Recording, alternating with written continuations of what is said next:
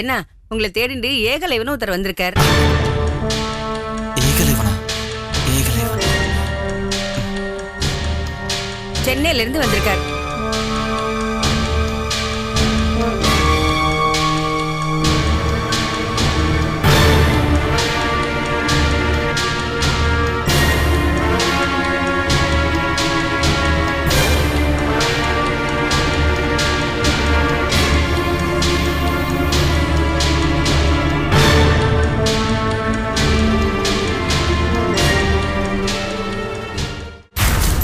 நமஸ்காரம். வாங்க குருக்கள். நமஸ்காரம். உங்களுக்காக தான் ரொம்ப நேரமா காத்துக்கிட்டு இருக்கேன். கோயில கொஞ்சம் வேலை, அதான் கொஞ்சம் நாழி ஆயிடுத்து. பரவாயில்ல, நீங்க என்கிட்ட ஒரு உண்மையை சொல்லணும். பகவானுக்கு வாழ்நாள் முழுக்க சேவை செய்யறவங்க நீங்க. பகவானுக்கும் பக்தனுக்கும் இடையில ஒரு பாலமா இருக்கிறவங்க நீங்க. அதனால நான் கேட்கிற கேள்விக்கு நீங்க மறைக்காம உண்மையை சொல்வீங்கன்னு நினைக்கிறேன். நீங்க கொடுத்த இந்த போட்டோல இருக்க நபர் யாருன்னு சொல்ல முடியுமா? நல்லா பாருங்க.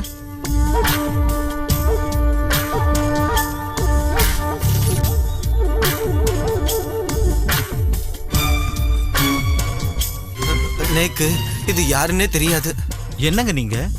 நான் பாம்பேல இருக்கும்போது நீங்க சென்னைக்கு வந்து எனக்கு ஃபோன் பண்ணி நீங்க தேடிட்டு இருக்க ராஜ்பரத்தோட போட்டோ என் கையில இருக்கு, அத நான் உங்க ஆபீஸ்ல கொடுத்துட்டு போறேன்னு சொல்லி என்னோட பிஏ கிட்ட கொடுத்துட்டு போனீங்க. ஆனா இப்ப யாருன்னு தெரியலன்னு சொல்றீங்க. ஆமாமா, நீங்க சொல்றது வாஸ்தவம் தான். நான் உங்க ஆபீஸ்க்கு வந்து பிஏ கிட்ட நான் ராஜ்பரத் போட்டோன்னு ஒரு போட்டோ கொடுத்தது உண்மைதான். ஆனா ஆனா இப்ப நீங்க கொண்டு வந்திருக்கீங்களே இந்த போட்டோ அது இல்ல. இது யார் போட்டோன்னு எனக்கு தெரியாது. நீங்க சொல்றத நான் எப்படி நம்புறது? நீங்க கொடுத்த போட்டோவை மாத்தி கொடுக்கணுங்கிற அவசியம் என்னோட பிஏவுக்கு கிடையாது. அப்படி இருக்கும்போது இந்த போட்டோ உங்ககிட்ட இருக்கிற இந்த போட்டோ எப்படி மாறி இருக்க முடியும்? நேக்கு எப்படி தெரியும்? நேக்கு எப்படி தெரியும்?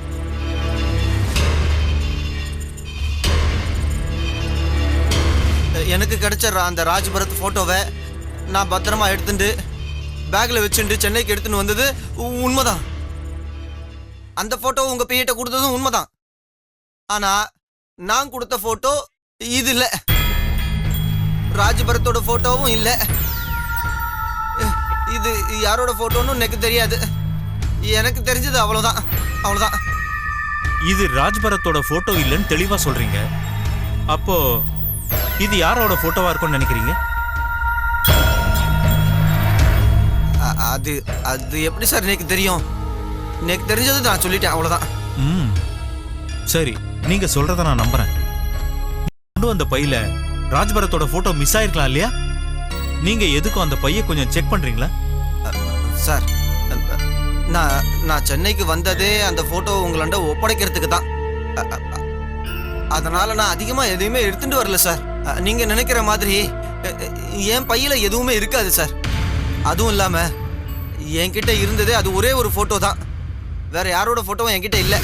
அதனால தான் சொல்றேன், என்ன நம்புங்கோ. சரிங்க, நான் உங்களை ரொம்பவே நம்புறேன். இது ராஜ்பரத்தோடைய போட்டோ இல்லங்கிறது உறுதி தானே?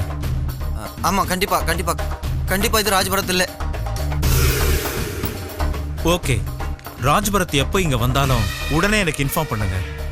அப்புறம் ராஜ்பரத்துடைய போட்டோ மறுபடியும் முதல்ல கிடைச்ச மாதிரி உங்க வீட்டுல எங்கேயாவது கிடைச்சா நீங்க கொண்டுட்டு வர வேண்டாம், சரியா? அப்ப நான் கிளம்பட்டுமா? வாங்கோ வாங்கோ.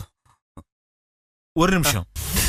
நீங்க கொண்டு வர வேண்டாம்னு ஏன் சொன்னேன்னா, ஒருவேளை நீங்க திரும்பவும் கொண்டு வரும்போது மாறிடுச்சுன்னா, அதனால நானே சென்னையில இருந்து நேரா கும்பகோணம் வந்து உங்ககிட்ட இருந்து வாங்கிட்டு போறேன், சரியா? சந்தோஷம். வரட்டுமா? வாங்கோ. வரேன். வாங்கோ.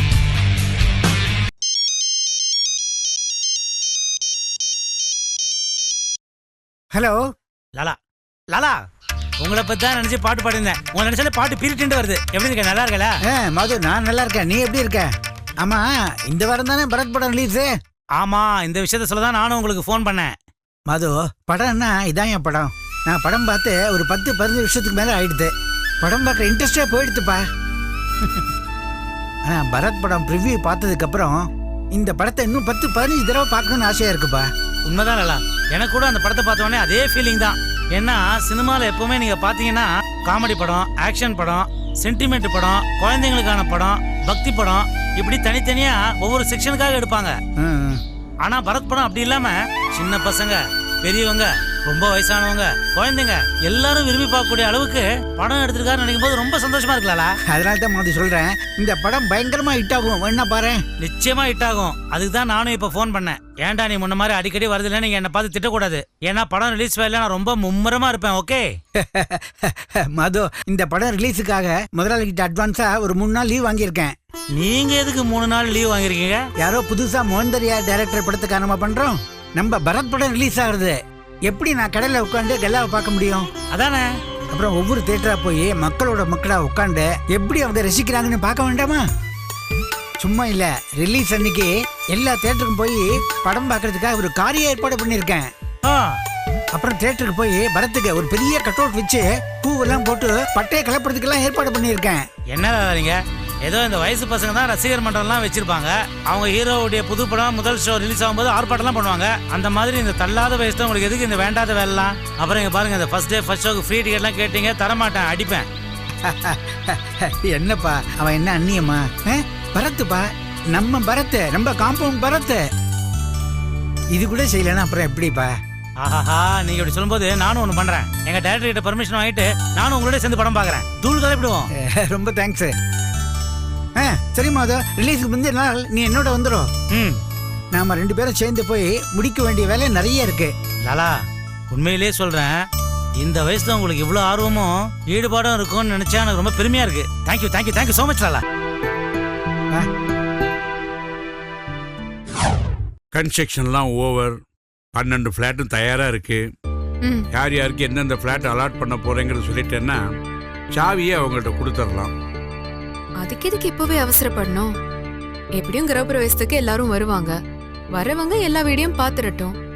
யார் யாருக்கு என்னென்ன வீடு பிடிச்சிருக்கோ வீடு அப்ப பார்த்து அலாட் பண்ணி சாவியை கொடுத்துடலாம். Very good very good. உங்களுக்கு எப்படி நன்றி சொல்றதுன்னு தெரியலங்க. எதுக்கு? நீங்க மட்டும் இல்லைன்னா இவ்ளோ பெரிய வேலையை இவ்ளோ சுலபமா முடிச்சிருக்கவே முடியாது. எந்த டென்ஷனும் இல்லாம நல்லபடியா வீடெல்லாம் கட்டி முடிச்சிருக்கீங்க. அப்பாக்கு நான் எந்த விஷயத்துக்கு நன்றி சொல்றேனோ இல்லையோ, உங்களை மாதிரி ஒருத்தரை எனக்கு உதவி பண்றதுக்காக விட்டு வச்சதுக்கு நான் கண்டிப்பா அவருக்கு நன்றி சொல்லி ஆகணும். You are correct. ரொம்ப கரெக்டா சொன்னேன். ஒரு அப்பா தன் குழந்தைகளுக்கு நிலம், பணம் இதெல்லாம் சேர்த்து வச்சு பிரயோஜனம் இல்லை. நல்ல பெயர், நல்ல உறவுகளை சம்பாதிச்சு வைக்கணும். அதை உங்க அப்பா நிறைய பண்ணியிருக்கார். அந்த வகையில you are very lucky. Thank you uncle. உறவுகள்னு ஒன்று தான் எனக்கு ஞாபகம் வருது பூஜா. உன் உறவுகாரங்களை தேடிட்டு இருந்தே அவங்கெல்லாம் கிடைச்சாங்களா? எங்கே அங்கிள், இன்னும் தேடிக்கிட்டே இருக்கேன். சாகரத்துக்குள்ள அவங்களை எப்படியாவது கண்டுபிடிச்சிடணும். அதான் என் கவலையே. சாகரத்துக்குள்ளையா? என்ன பூஜா இந்த மாதிரிலாம் பேசுற? இல்ல அங்கிள், சும்மா ஒரு பேச்சுக்காக தான் அப்படி சொன்னேன். சரி பூஜா, நான் கேட்குறேன்னு தப்பா எடுத்துக்காத. ஒருவேளை நீ தேடி வந்த உறவுகளை உன்னால சந்திக்க முடியலன்னா? பரவாயில்லன்னு விட்டுடுவேன். எனக்கு தான் நீங்க, பரத், உமா, ராஜனோட ஃபேமிலி, லாலா அங்கிள், லக்ஷ்மி மாமின்னு எத்தனையோ பேர் இருக்கீங்களே. இந்த உலகத்துல ஒருத்தன் பரிதவிக்கும் போது பார்த்து யாரு பரிதாபப்படுறாங்களோ அவங்க தான் உண்மையான உறவு. அந்த விஷயத்துல நான் ரொம்ப கொடுத்து வச்சுப்பேன் அங்கிள். பூஜா, நீ சொல்றதெல்லாம் சரிதாம்மா. ஆனாலும் உன் பேச்சுல ஏதோ ஒரு நெருடல் இருக்கு. பேசும்போதெல்லாம் ஏதோ புதிர் போட்டு பேசுற மாதிரி இருக்கு. பூஜா, சத்தியமா நீ ஏதோ ஒன்ன என்கிட்ட இருந்து மறைக்கிற. அது எனக்கு தெரியுது. ஆனா அது என்னன்னு தான் தெரிய மாட்டேங்குது எனக்கு. அதை நீ என்னன்னு என்கிட்ட சொல்லக்கூடாதா? தெரிஞ்சுக்கலன்னு என் மண்டையை வெடிச்சிரும் போல் இருக்கு. நீங்க சொல்றது உண்மைதான் அங்கிள். நான் உங்க எல்லார்கிட்ட இருந்தும் மறைக்கிற விஷயம் ஒண்ணு இருக்கு. ஆனா அது என்னன்றத நான் இப்ப சொல்ல விரும்பல. நம்ம வீட்டு கிரகப்பிரவேச அன்னைக்கு நான் கண்டிப்பா உங்ககிட்ட சொல்றேன் அங்கிள். அது வரைக்கும் என்ன கேட்காதீங்க. சரிம்மா, வெயிட் பண்றேன். உனக்கு எந்த பாதிப்பும் வந்துடக்கூடாது. அதுக்காகத்தான் இதெல்லாம் தெரிஞ்சுக்கணும்னு விரும்புறேன். இனிமே உன்னை நான் டிஸ்டர்ப் பண்ண மாட்டேம்மா. நல்ல நாளை சீக்கிரமே குறிச்சு கொடு. கிரக பிரவேசத்தை ஜாம் ஜாம் நடத்திடுவோம். கூடிய சீக்கிரம் சொல்லிடுறேன் அங்கிள். வேற ஏதாவது பணம் தேவைப்பட்டதுன்னா என்கிட்ட சொல்லுங்க, நான் ஏற்பாடு பண்ணி தரேன். பணமெல்லாம் ஒன்றும் பிரச்சனை இல்லைம்மா, அதெல்லாம் நான் பார்த்துக்கிறேன். நீ கவலைப்படாமல் போயிட்டு வா. சரி அங்கிள், அப்ப நான் கிளம்புறேன். ஓகே.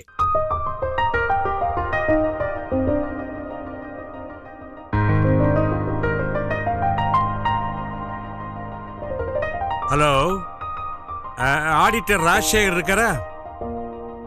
ஆமா, நான் அனுப்பின டாக்குமெண்ட்லாம் வந்துருச்சான்னு கொஞ்சம் கன்ஃபார்ம் பண்ணி அவரை கூப்பிட சொல்றீங்களா? Okay, thank you.